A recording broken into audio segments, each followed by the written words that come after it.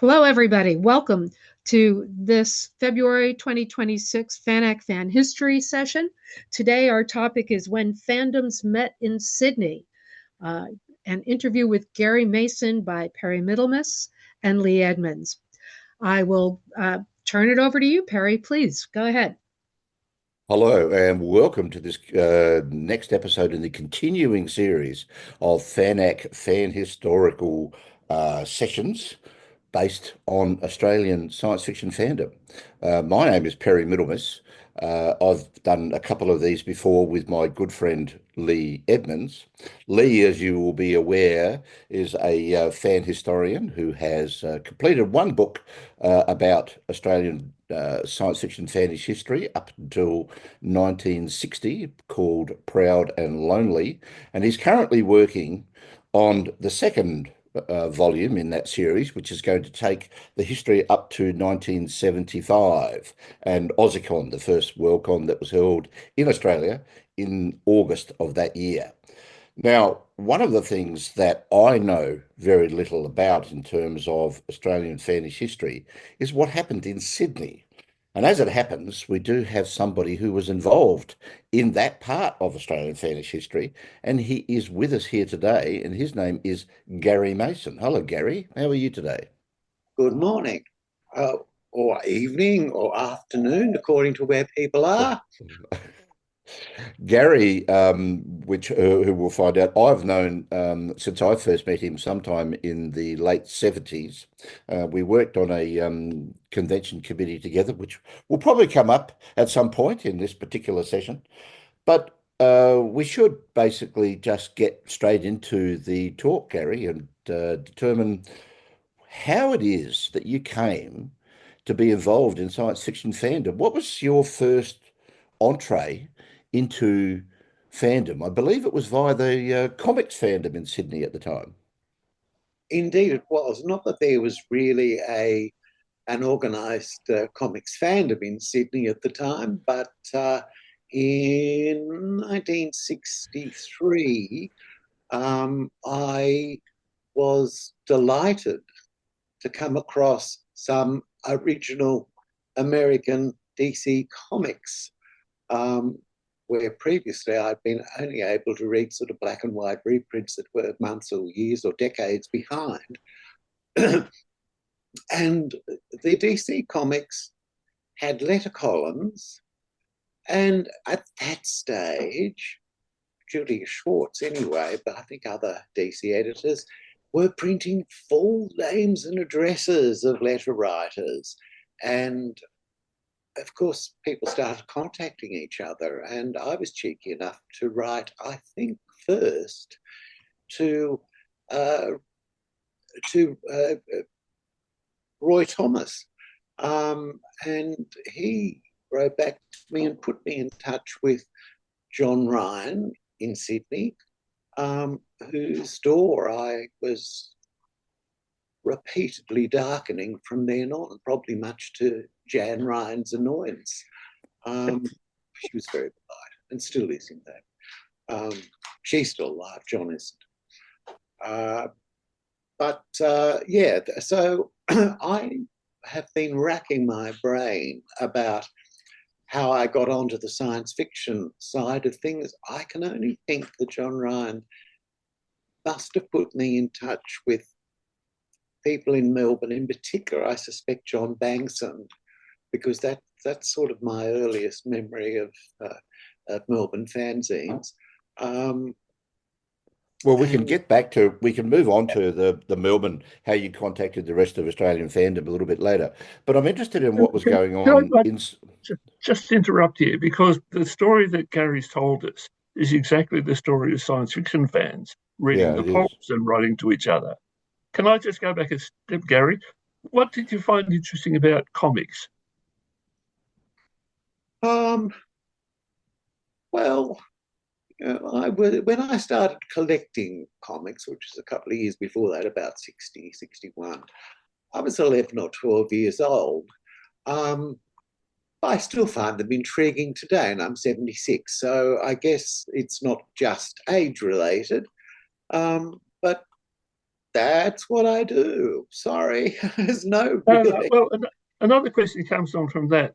You'll remember there was an embargo against American publications coming into Australia until 1960. Had that affected comics as well? Yes. That's why there were so many American comics not available and Australian reprints of them. And it was apparent to me that rights had been sold for extended periods. So the American comics started coming in again in dribs and drabs, and DC were among the last. Right. So the comics, as I recall, that distraction.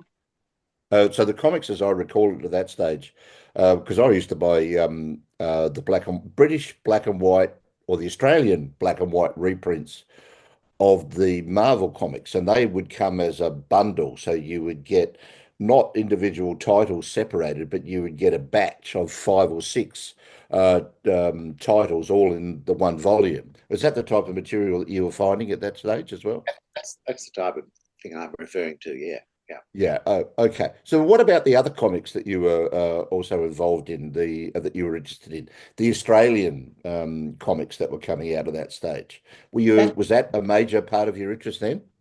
Nope. That came later. That actually arose from my friendship with John Ryan.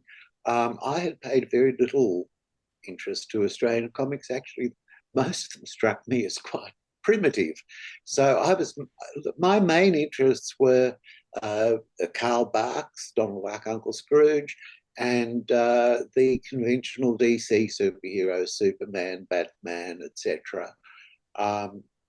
And yeah, I got into Marvel comics quite quickly, Spider-Man and so on. Of course, those characters are not recognisable by their equivalents today, but never mind. I have my memories. I don't have my collection, thanks to the great comic book heist of 1989, but I have my memories. We shall get to that a bit later on. So you were collecting at that point, getting a lot of American comics as they came in, and you'd also then made contact with John Ryan. And was there a sort of comic fandom at that stage? Were you meeting any other people? Oh gosh, no. The only other person that I can remember being aware of was John Brosnan, who was then in Perth.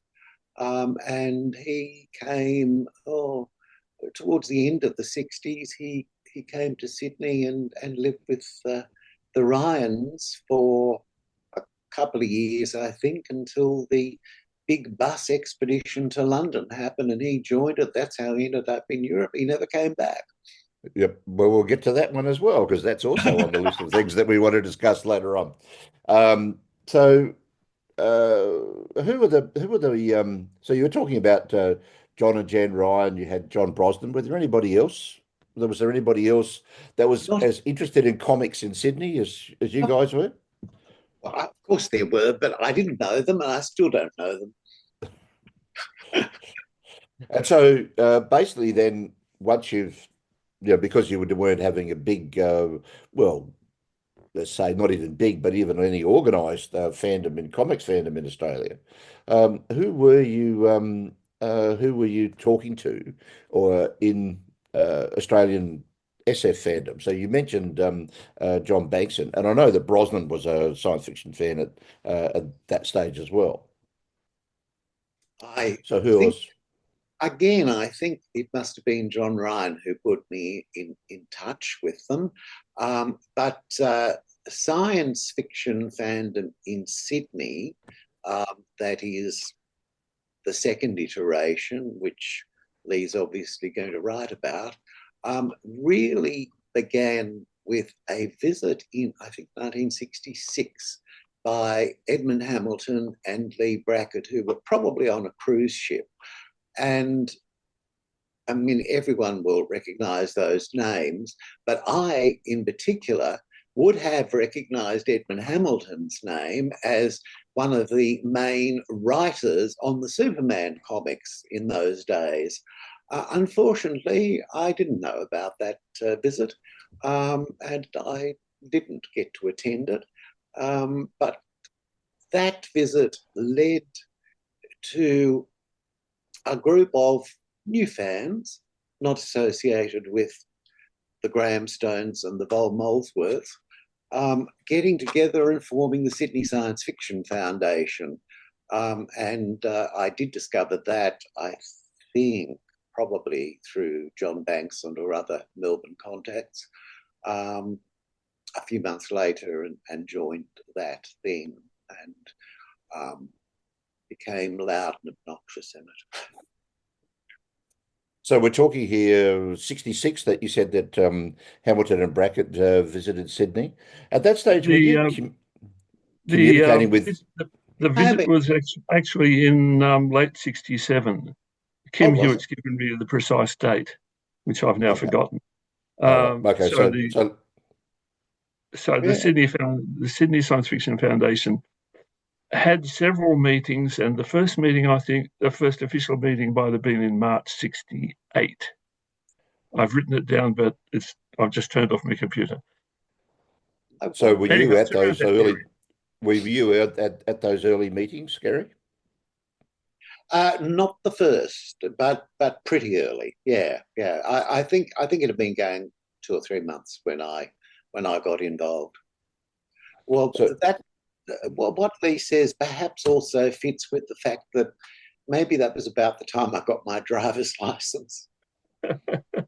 Yes, and Peter Darling was not happy with your driving. Peter was a dear friend who I met at the first meeting that I attended of the SSFF, and we had many happy drives together to Melbourne, mostly in his vehicle because it was in better condition than mine. He was a better driver, a more experienced driver than me. He was, I think, about 2 years older than I was. Yeah. So at that time, you were now starting to spread your wings, if we want to put it that way, and catching up with or meeting other science fiction fans in Australia. Were you communicating with any other comics fans overseas? Were you involved in any? Oh yes. Well, it definitely was 1966, October 1966, that I joined CAPA-alpha. Well, just for those people who aren't aware of it, can you give a brief explanation of what CAPA-alpha really is? I was about to. Good. Yes. Good. The Comics Amateur Press Association #1, founded by Jerry Bales in 1961. At the time that I joined, Don and Maggie Thompson were the central mailers, and they helped with that. And they were not solely comics fans, they were science fiction fans as well. Maggie's mum, if I'm not mistaken, was a big name fan in science fiction fandom before comics fandom got underway. And they helped lead me to more active involvement in science fiction because I became quite a Trekkie. We'll probably get onto that. And they sweetly used to record reel-to-reel, audio tape only, some Star Trek episodes for me and send them to me, including the Man Trap, which was the first episode shown in America and was banned here for years because it had vampirism or tones of it as a topic. Okay, so you were now moving into contact with sort of media fandom, if we want to call it that, the Star Trek groups, the Star Trek interest, and you were in contact with Australian non-Sydney SF fans as well. Anybody else around the country that you were talking to at that stage? I know that Leigh in particular wanted me to ask you whether you had any contact with Roger Dard in Perth. Only by mail through John Ryan, and Roger Dard must have been what these days we call decluttering at that stage of his life, because he had a whole lot of bound volumes of American newspaper Sunday comics. I can tell you the pile is about 4 feet high, and that's lying down on the ground. And he wanted to get rid of those. And he also had, I think, 1 to 20 of Strange Adventures, a DC comic from 1950, and I think 1 to 10 of Mystery in Space, also in a bound volume, which, of course, reduces their value, but that wasn't something I cared about then, and I still have them. They escaped the great comic book heist of 1989. And I've been trying to remember, I think it must have been $5, or was it £5 for the lot, plus freight, which from Perth to Sydney was quite a bit. But still, I mean, he practically gave them away. It's a wonderful man. No, but I never met him. I never had any telephone contact with him. Telephone contact in those days was very expensive interstate, and also complicated. Probably would have meant going through operators. I mean, most of us here are old enough to remember what operators were, but it was very complicated and expensive. I didn't do it. So that leaves 3 minutes. Yes, that's right. You only got 3 minutes, and it cost you had to pay for the call in 3-minute chunks. I think so you had to once or twice by phone in those days. Tell us, paint us a little pen picture of John Ryan. He was quite a remarkable character. He was. What do you want to know? I mean, he was so... He had a particular personality, a way of talking. Well, he was so... the way of talking was very ochre. But he was so sweet. I mean, a man in his mid-30s, which is an age where frequently you're very intolerant of teenagers, and he welcomed me into his life as a 14 or 15-year-old. And as I say, it might have irritated Jan at times, but I was around there a lot. And I used to catch trains with many connections from my part of Sydney to his part of Sydney, which were a couple of hours apart. When I got my driver's license, it was a lot better, of course. But John was a delightful man, and he was so generous. And he gave me stuff which is now valuable. We didn't think about that at the time, of course, but our values hadn't been established at that time. I don't think the first Overstreet had even been published at that time.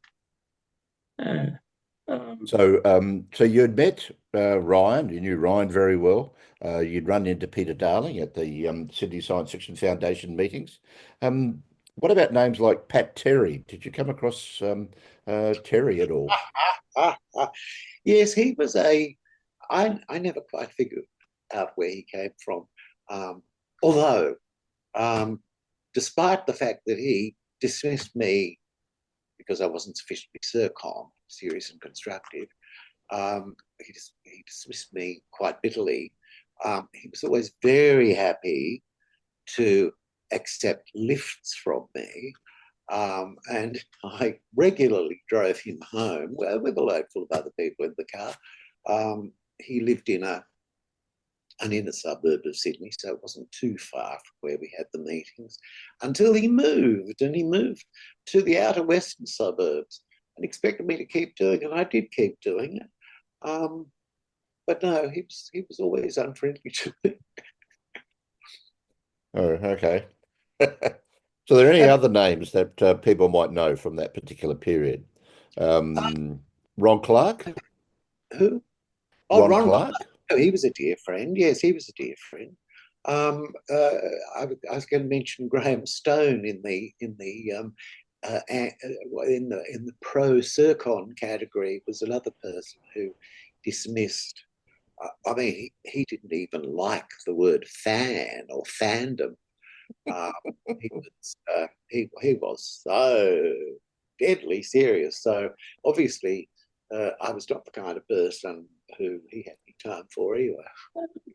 There was a couple of joint meetings between the Foundation and the Futurians. Was he at those? I don't believe there were any joint meetings between the Foundation and the Futurians at the time, anyway, or not that I just have to read New Forerunner. No, Leigh, could you give a bit of background on the Futurians? Just don't go into it. I know you spent thousands of words. The Futurians were a mob who were working in Sydney, active in Sydney in the 30s and 50s, who broke up in 56 or thereabouts with a lot of bitterness. But a few of them hung around. So there was in Sydney at one stage the Sydney Science Fiction Foundation and actually there was three groups: the Sydney Science Fiction Foundation, the Futurian Society of Sydney, and the Australian Science Fiction Society. And according to reading of Gary's Newszine, they did have a couple of joint meetings, and also with Tusk. Well, I certainly personally had meetings with them, and some of my friends, but I don't think we had any formal, official joint meetings of those groups. The Futurians were sort of, trying to revive themselves. We didn't really succeed. I mean, Vol Molesworth, who was a major figure in that, was deceased. His widow, Laura, I went to her place a few times, but it was basically just social. There were certainly no meetings. If there was one or two other people there, they were just visiting socially too, I think. Thank you. And Graham Stone's group, the ASFS, yes, as you say, Australian Science Fiction Society, no mention of the word fan. It was very, a very Circon, and as far as I could see, consisted basically only of Graham Stone. I've still got a couple of copies of his fanzine, but of course he didn't call it a fanzine. Newsletter. What were meetings of the Foundation like? What happened? They were, I guess, when I first joined, they were at the palatial residence of Zian Wilkinson, who was at that stage hooked up with a man called Wilkinson, who was an industrial bigwig from New Zealand, I think, but very rich, at Bellevue Hill. So it was very comfortable, very spacious, a perfect place for meetings. When she broke up with him and took up with a vacuum cleaner salesman, Mr. Jolly, Mr. Jolly was the advertising gimmick of the company he worked for, but I called him Mr. Jolly. I can't remember his real name.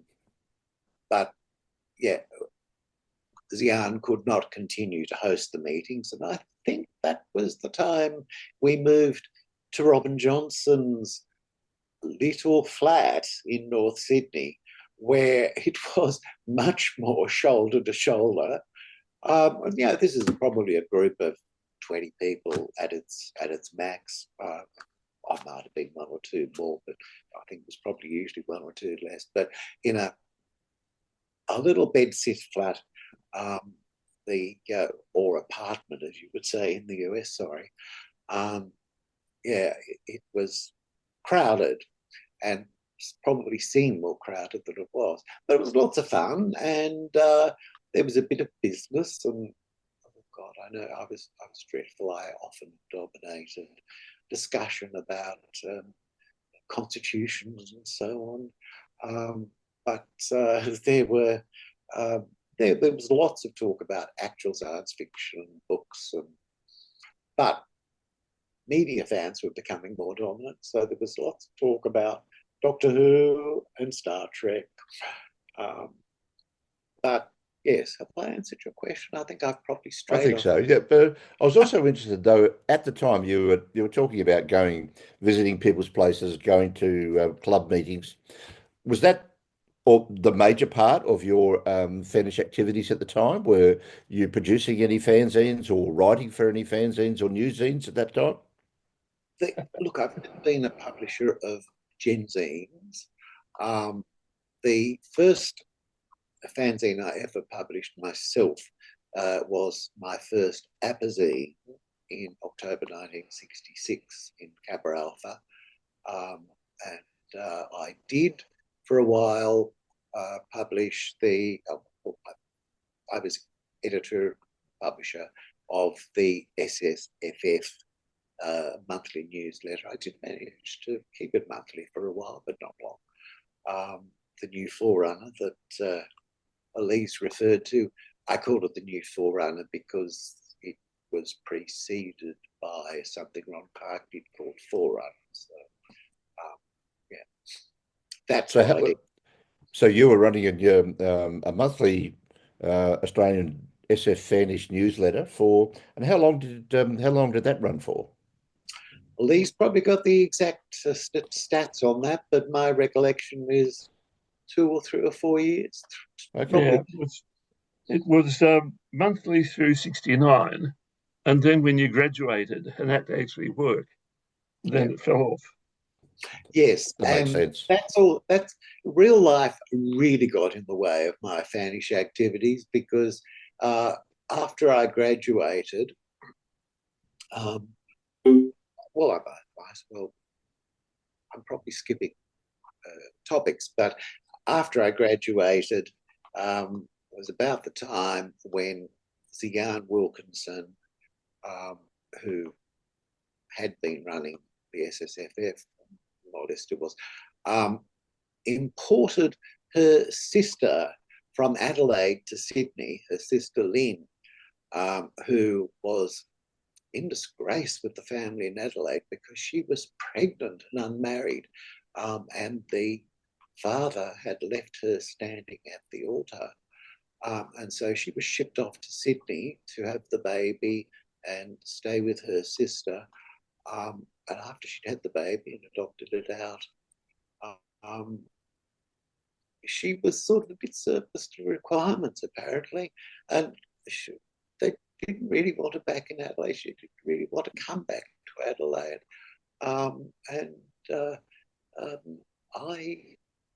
I was just absolutely mortified by the way she was treated, and she was a very pleasant girl, and I managed to persuade my parents to let her come and live with us to save her becoming homeless. And then, like about a year later, we got married, and that's when I really drifted away from fandom. There was just too much real life in the way, and I was completely garfiated for 5 or 6 years, during which time we moved from Sydney to Adelaide, living independently, not with her parents, although we did stay with them briefly for the first few weeks after we arrived. And a few years after that, John Bankson had moved to Adelaide, and somehow or other, I ended up back in touch with him. Slowly got back into it again, and the marriage had broken up by then too, which made it easier. There was less real life to be in the way. And I think I have digressed too much. Yeah, I think we've gone a little bit too far ahead of where I wanted to be, because I want to take us back to your time back in back in Sydney, where you were there in the late 1960s. This is at a time when Australian fandom is starting to get, for want of a better term, organised, because there's a feeling that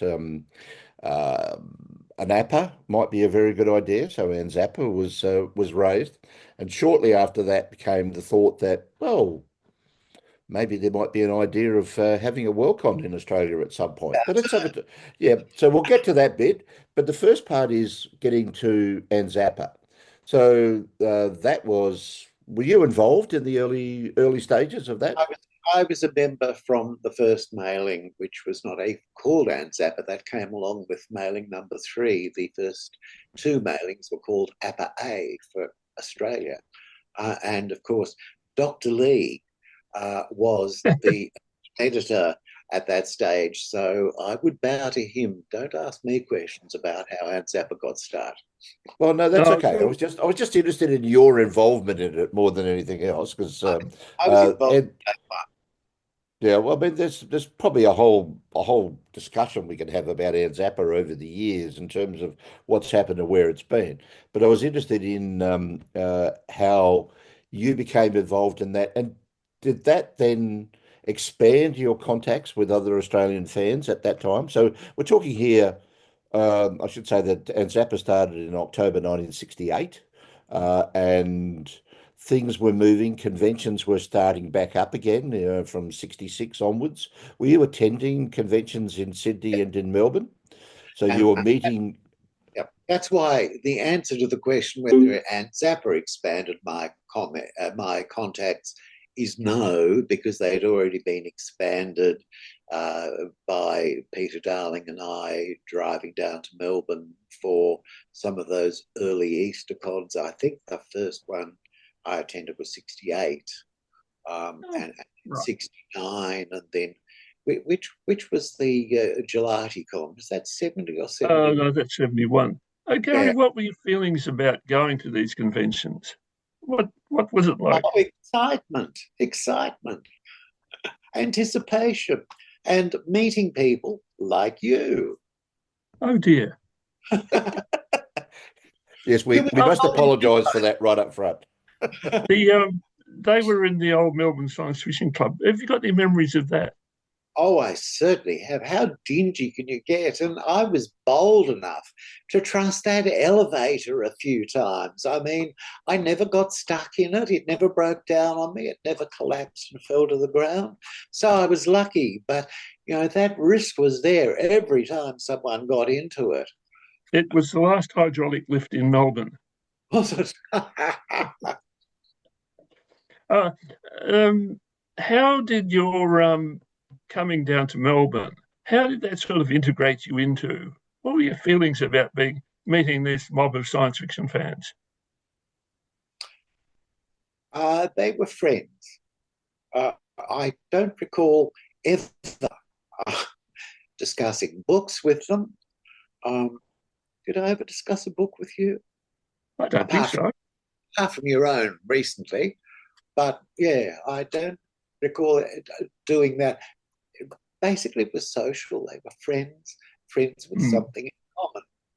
And of course, Space Age Books was a wonderful place to sort of buy comics that may not have been available to me in Sydney. There were no comic shops in Sydney in those days that I knew of. You became involved in organising SynCon 70. Yes. That was, I think, large. Well, I think there was talk about reviving conventions in Sydney, in the SSFF. I think I might have taken that idea to John Ryan, and we got the, I mean, he was quite keen on making a joint SF comics thing, and he was the one who had all the marvelous contacts with Australian artists, good, bad, and current and past. So many of them attended, and they were really the highlight. Except that was also where Ron Graham, the industrialist tycoon, made his big announcement about the launch of Vision of Tomorrow, the science fiction magazine that was printed in England but distributed through Australia and had certainly an Australian character to it, and lasted about a year on a monthly basis. What happened to it? I just don't think it was successful financially. So it folded. I think there were 11, maybe a full 12 issues, but it lasted about a year. Barry, can I take us on a side issue that Gary might be able to talk about, which is about censorship? Yes. Because certainly. we're talking about comics, we're talking about movies, and you mentioned Star Trek. What was censorship like in those days? Oh, it was savage. We were on the tail end of the Menzies era, which was not particularly anti-libertarian, but very, very sober, very straight-jacketed in terms of morality. And so the concept of obscenity that had sort of evolved around the turn of the previous century just evolved because they just weren't modern. And of course, increasingly, lots of us younger people were. So I had a lot of comics, horror comics, seized from the mail by customs. Not a lot, but a few. Creepy and eerie and things like that. And of course, Playboy was banned. That was for obscenity. And that was on a month-by-month basis. But I think from issue number 1 until about 67 or 68, there was one issue that was allowed through. But eventually, in the very late 60s, I had nothing to do with it, but it was the time that I was writing about it and criticizing it. But eventually, a new generation of politicians came through in the so-called Liberal Party, which for the Americans is the equivalent of the Republican Party, or for the British, the Tories. But a new generation of politicians coming through, and they weren't fussed about it. Don Chip is a particular name that springs to mind as a customs minister who started letting things through. At the end of the 60s, that sort of censorship was gone. You were in the foundation when Star Trek fans started turning up. Tell me about that. Look, I think all of the members would have watched Star Trek, but I don't think any of them were Trekkies in the sense of sort of young sort of fans who were sort of falling in love with Leonard Nimoy. But of course, I don't remember how I first came into contact with Shane McCormack, or Shane McStartrek, as I laughingly called her, who was running Dusk, the Down Under Space Kooks. What a great name that is. Yeah. What a great name. Yeah. I really like that. Yeah, Duskies is even better than Trekkies. Because these days there's a lot of discussion about the term Trekkie and Trekker, whether one is more dignified than the other. But my view is Trekkie is just fun. What the hell's wrong with it?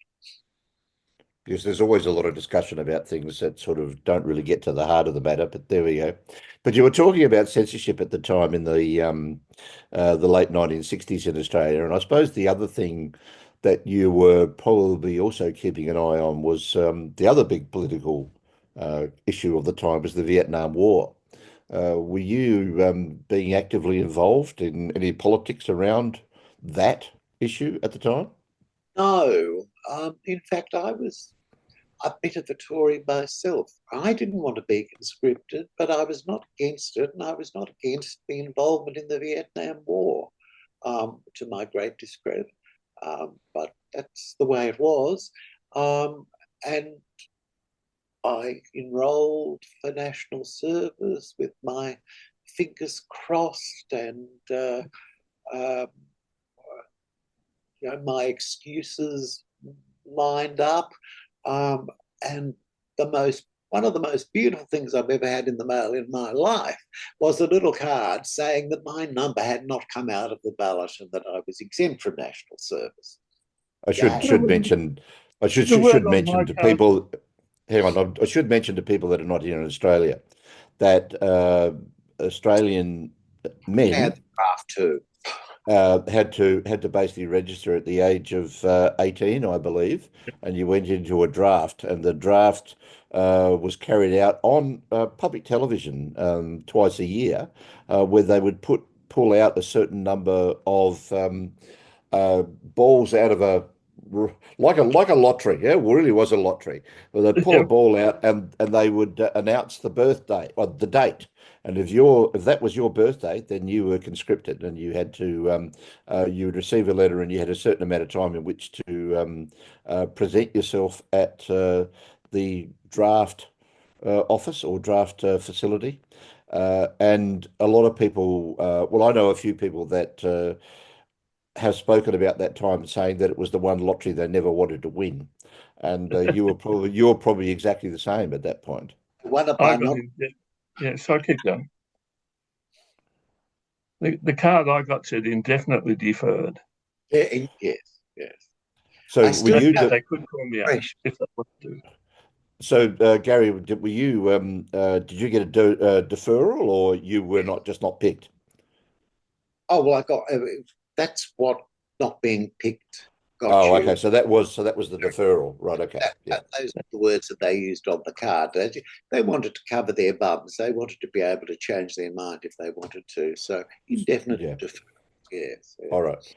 So that brings us up. That brings us up to about 1970 and CinCon 70, which you've mentioned, which was a large science fiction convention held in Sydney, where you were working on it with John Ryan. Now, I believe that a certain other topic which we've grazed across so far, that is the idea of holding a Worldcon in Australia, was raised at that particular convention. I believe there was a panel to discuss that very topic. Is that correct? Oh, is it? I don't know. Do you have that, Leigh? I don't recall, but it certainly was about that time. And certainly people who were involved in the organisation of CinCon 70 were also in the Sydney end of the Australian 75 committee. So that's probably right, but I don't recall a specific panel on that. Sorry, but there probably was. But the discussion was in the air. Were you involved in any of the lead up to to AussiCon? I was treasurer of the Australian 75 committee for a year or two until I gaffiated. The bid had not been won at the time that I gaffiated, so I had absolutely no involvement in the convention itself, and I'm afraid I didn't even manage to attend the convention itself. Or AussieCon 2 or 3. It's very sad, but there we go. I can understand it. So you moved, you got married, you moved to Adelaide. you settled into Adelaide and settled into a career in the law. Oh and no. I was the career was in consumer affairs, and it was while I was in consumer affairs in Adelaide that I discovered that whereas in Sydney the economics degree had been considered relevant and perfect for consumer affairs, in South Australia there was a much more legal approach taken, and a law degree. Oh God knows I was a chronic bush lawyer anyway. Look at all my interventions, discussions in fandom.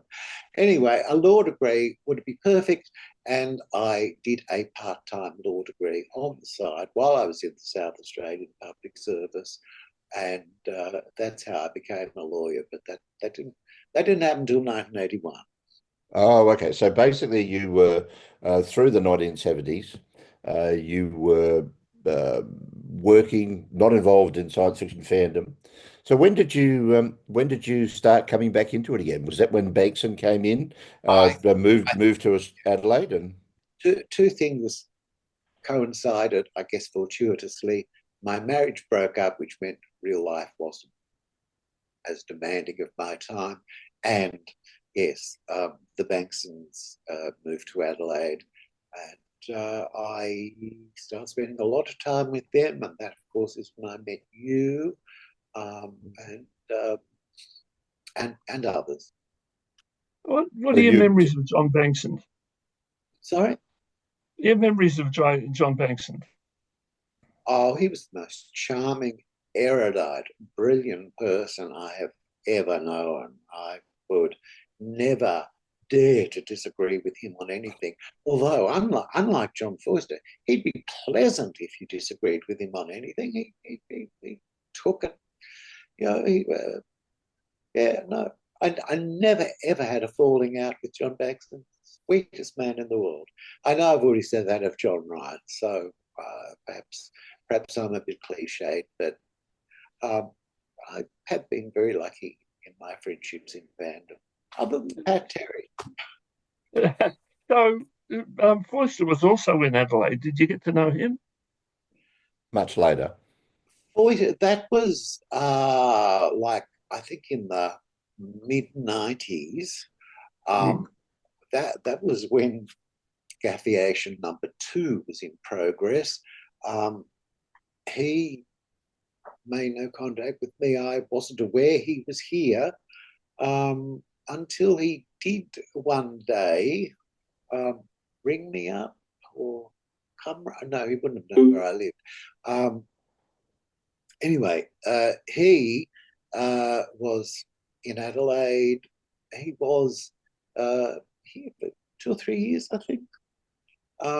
Anyway, he had a project, a history project, a bit like yours at the moment, Dr. Leigh.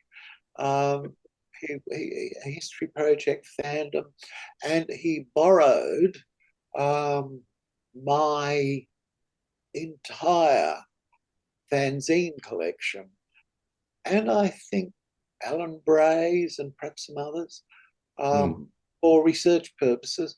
Of course, he then eventually, and as I say, I had no continued contact with him, he eventually went back to Melbourne and took them with him, and Carpted died.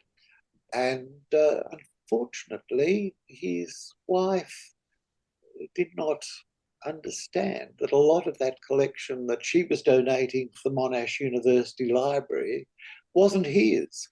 And it would have been too much to expect her to sort it out anyway. But that's how most of my fanzine collection up till the mid-90s is in Monash University, where you, Perry, and some others are currently attending, I think, once a month, and Leigh, once a month to try and sort it all out. And I'm actually quite pleased now, because I've got no room for anything more in this house. And so it's in the right place at the moment. The fact that it's safe in a library, and I have been there once to see it, just before COVID. So yeah, I'm happy that happened. But anyway, no, I don't know that I think I might have encountered Foister in person, face to face, once only, when he was in Adelaide, when I delivered the fanzines to him. You involved in organising that first national convention in Adelaide, convention 72, was it? No, I wasn't. It was 71, the first advention, and Right. I came to it with Lynn, but we weren't yet living here. The first one I was involved in was about 80 or 81, I think. 81. That was the one that you and I were on the committee of. Yeah.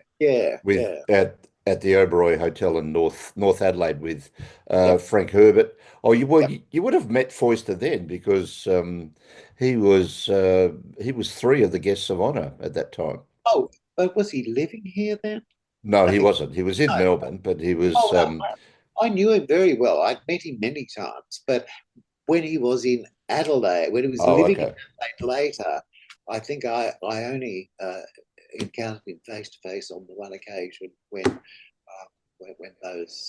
my fanzine collection was transferred.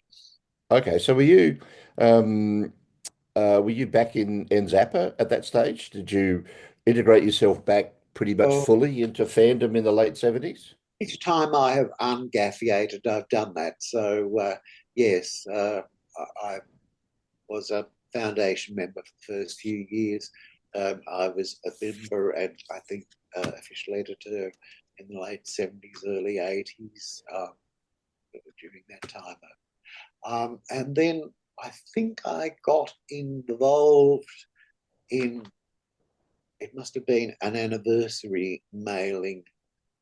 So perhaps it was 88 or 92, the 20th or the 25th anniversary. Well, the big 10-year anniversary, the big massive one, was held at Foister's apartment in St Kilda in 1978. Were you at that small convention? I was at that. Yep. And I was a member. Okay. But I think there was something else happened, I think, on the 25th, now that I think about it. So I was involved again in the mid-90s, just quite briefly, I think. And then, when I came back in 2014, I've been there ever since. Gary, did you maintain your membership in CAPA-alpha, or did you pick that up later? No, it went in and out just like ANZAPA. In fact, even more so, because you have to remember that back in those days, we were in the print pack post era. And so CAPA-alpha was even more difficult. I think early on, John Ryan, who had a ditto machine, printed my contributions off, and I posted them. Very soon that became unviable, and Don and Maggie, I think, were kind enough to accept masters or perhaps even Mimeo stencils and print them off for us, those of us who lived overseas. But that was not possible under every successive central mailer. And certainly when I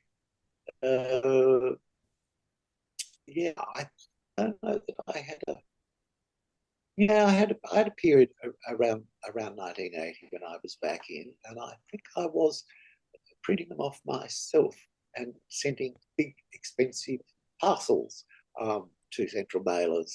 And certainly that was necessary again when I rejoined in 2016. And now I am the central mailer, and no one has to send me anything. They just have to upload their PDF fanzines to a website, and I assemble them, list them, and everyone downloads them at the end of the month. Sorry, exactly. I got off the track again, didn't I? No, that's fine. I don't know. That's all right because it gives a flow then of what you've done through with CAPA-alpha, and it also gives us a bit of a timeline for when you were in fandom and out of it. So different parts of your life, fandom was a part of it at various times, a fairly consuming part of it, as it is for a lot of us at times, and then various things happen in our own families where we move away and then come back into it again. So I think we've got you through till around about the 90s or even the early 2000s. You said you didn't attend AussieCon 2 in 85 or AussieCon 3 in 99. Now, I tell a lie there. I did attend AussieCon 2 for about half an hour. That was in one of those hotels in Southern Cross Hotel in 1985. Well, I attended it for about half an hour. I found myself in Melbourne. No, I must have made the trip to Melbourne for that purpose, but it was so huge. I couldn't find anyone I knew. And then eventually I did find one or two people I knew, but they were organising the damn thing. So, of course, they were far too busy to even say hello. And I just freaked the scale of the thing, and I ran away. I ran away, had coffee somewhere else, and did other things in Melbourne. And Gary, could you compare that experience with SynCon 70? What was SynCon 70 like? That was it. It was small and intimate. It was in a Boy Scout hall in Epping, just around the corner from Peter Darling's home. It seemed large at the time, but I guess truthfully, the audience, I'm just sort of trying to bring some of the photographs back to mind. The audience wouldn't have been much more than 50, I guess, and that was a reasonable scale for a convention. I mean, it wasn't an AtCon or anything, so it wasn't as big as the Eastercons in Melbourne. Yeah, I 50 or so, maybe 70, I don't know. But it wasn't a WorldCon. And I just freaked at the scale of the thing and indeed the... Well, you see that grey hair on Perry. He got that from running one. Sorry? I got that from running the first one. then I lost the hair running the second one. That was what my problem was. So we've really taken you right through now to about where you are now and your involvement in fandom as it currently sits. You've told us that you're the central mailer for CAPA-alpha. You have been the official bloody editor of ANZAPA, which is the same position basically. So where do you see yourself at the moment in fandom? Do you your involvement in those is still ongoing, and is that where you tend to stay? I'm comfortable with that being the extent of my involvement. In fact, I'm finding keeping up with both those APAs a bit of a chore at the moment, and I actually missed the last CAPA-alpha. I mean, I did the Central Mailers comments. I got I did my duties, got it out. I didn't have a contribution of my own in it, and that's probably going to be the same in March. But I would hate it to look like I was scaling back my involvement deliberately and losing interest in it, because I'm not. But it's just been a lot of real life interfering the last few months. Some of it medical, some of it things like our washing machine dying, some of it things like our car being vandalised the other night in our street, the driver's window broken by God knows what. There was no brick or stone inside, so it must have been something someone was holding and bashing with. Goodness gracious. sometimes real life interferes, and we all have to surrender to that. I think that's probably right. And yes, Leigh. Gary, can I ask you one final question? And that is, you've been involved for what, 50-something years? What are a couple of your best memories? Oh, talking to you guys right now. That's ducking. Yeah, that is ducking. Past talking to Maggie, although I've never talked to Maggie face to face, but we've done so on reel-to-reel tapes, and we've done so by email and so forth. No, I guess SynCon 70 was a pretty major memory. And some of those meetings at Bellevue Hill, yes, Bellevue Hill in Sydney, which is a very grand and wealthy suburb that I would never have been visiting in any other circumstances. But God, how can you sort out a lifetime of memories and come up with one? Sorry. Two. Two. There you are. So, Leigh, do you have anything further to ask of Gary before we open it up? Been good. All right. Okay. Well, thank you, Gary. Thank you very much for that walk through your Fanish life, and also part of your non-Fanish life. There's probably lots that we haven't covered, but I think about an hour's is about as much as we should expect our subjects to have to put up with. So I think thank you very much. Out of coffee in that time. Oh, and I'm also pleased that I haven't had so much coffee that I've been able to visit the bathroom in that time. So brilliant. Thank you. You've done very well. Thank you very much, Gary. It's been very much appreciated. It's been good learning where you came from and now where you are now. So, Edie, we're done. Thank you very much. Thank you, Perry. Thank you, Gary and Leigh. Before we leave today, I'd like to have a one last solicitation. Do we have any questions in the crowd? Anyone have a question they'd like to ask Gary? Okay, so Leigh Blackmore, would you please unmute and ask your question?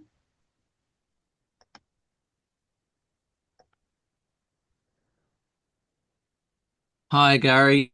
I'm wondering if you could tell us what your favorite comic is out of your whole comic collection, or what is the most valuable one as far as you're concerned. Is there an absolute gem? I think it would probably be some of the Karl Barks classics, things like Lost in the Andes, the Square Egg story that people might be familiar with, Back to the Klondike, which I have a greater fondness for since I married a Canadian from northern British Columbia, which is very close to that area, and the family live on one of the old gold trails that leads to the Yukon. So, yeah. And I'm also very fond of a couple of Superman stories from the early 1960s.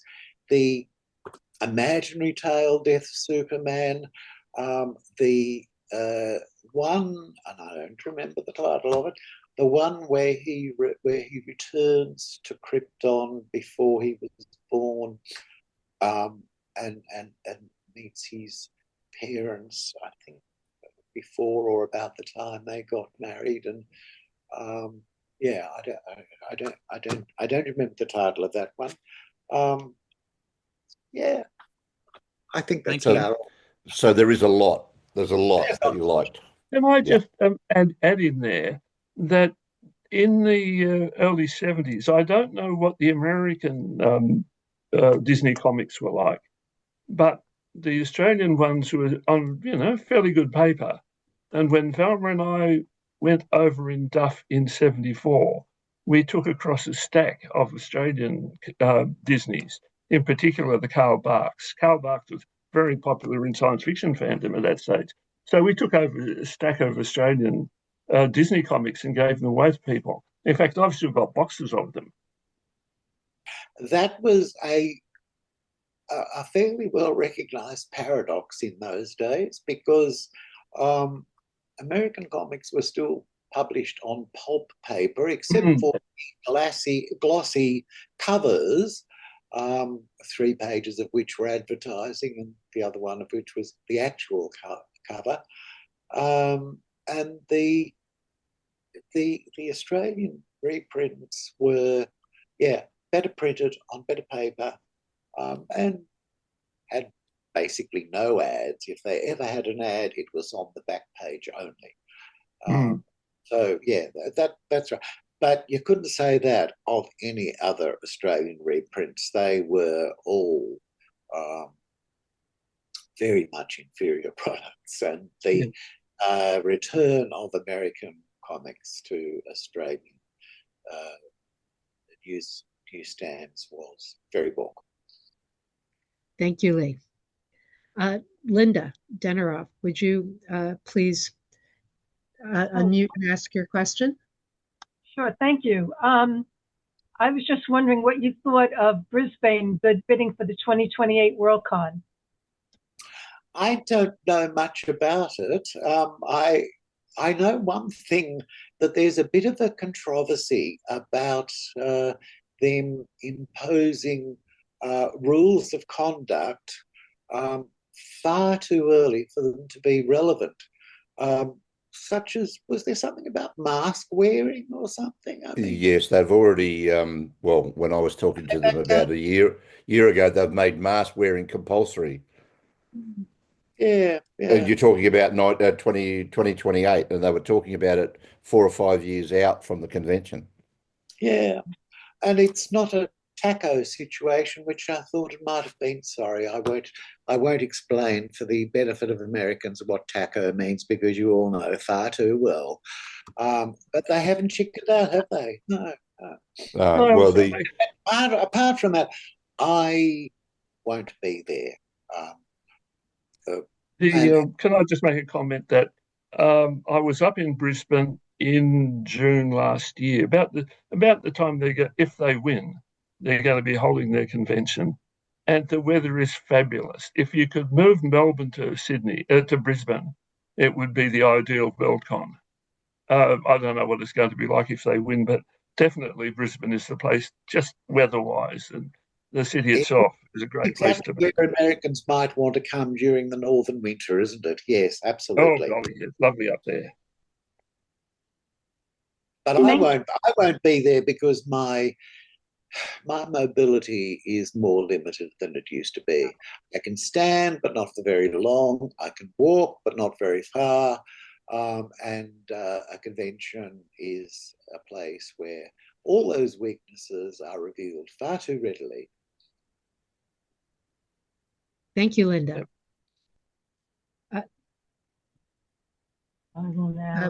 Maggie, you're next. So my question is just, this was so much fun, and I have your email. Would you be up for a Zoom now and then, arranged via email? Because I'm learning stuff now that I never got through mimeographed contributions, or even from CAPA-alpha. Just a thought. Sure. I must admit, I approached this occasion with some trepidation, but it's been fun, and it hasn't embarrassed me too much or demanded too much that I couldn't deliver. So sure. We'll be in touch. So I'll mute myself because I'm sure there's other people who want to say stuff, but this is so great. Yay. Gary, it's only we only ever do a tiptoe through the little tulips of your memory. That's all we're after. When we're not trying to come in with a bulldozer. A lot of this is based on just trying to get a bit more information about you as a fan over your life, but also to fill in some gaps for Leigh's history, because We haven't done any interviews with anybody that was associated with early Sydney fandom previously, and it's been very, very insightful and very useful. Thank you very much. Sorry, Edie, I jumped in there, but sorry. Yeah, no, you're fine. We don't have any more questions at this time for Gary, so thank you very much, and thank you all for coming. Thank you very much. It has been a pleasure. Good.